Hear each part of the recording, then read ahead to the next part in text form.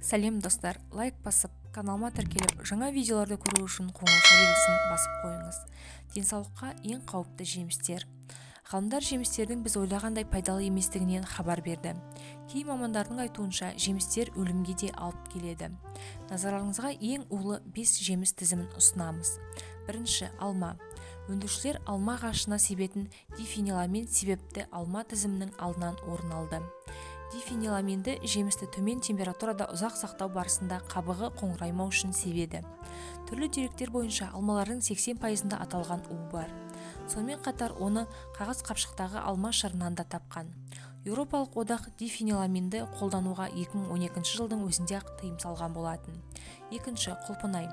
Бұл жидекті ұзақ сақтау үшін өндірушілер фумиганттар, көбіне бромды метил, хлорпикрин және 1-3 дихлорпропенді пайдаланады.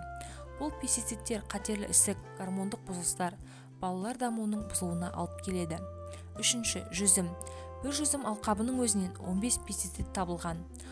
Олардың ең қауіптісі фермерлер мен жақын маңда тұратын тұрғындардың жиі улануына сеп болатын хлорпирифосметил. Бұл пестицидтің әсері жөтел, демікпе, бас ауруы, жүрек айнуы, бас айналуына алып келеді. Зерттеу жұмыстары олардың ұзақ уақыт әсер етуі миға улы әрі көбіне балалар миының дамуына теріс әсер ететінін көрсеткен. Төртінші, шабдалы. Егер жабайы шабдалы ағашын көрсеңіз, түтікше тәрізді оралған жапырақтарына, қоңыр шірігіне назар аударғаныңыз жөн. Дәл осы себепті фермерлерге сүйекті жемістердің мол өнімін алу үшін пестицид пен фунгицидтердің көп мөлшерін қолдануға тура келеді. Тексеріс нәтижесі барлық шабдалының 96%-ында пестицид қабылықтары барын көрсетті.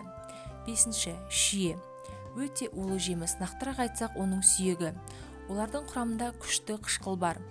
Ол ағзаға түсу үшін біраз уақыт сүйегін сору не аузда ұстаудың өзі жеткілікті. Жеңіл уланудың белгілері бас ауруы, бас айналуы, мазасыздану мен құсу, ал көп мөлшері комаға түсуге, сіңір тартылуына, дем тоқтау нәтижесіне, өлімге де алып келеді.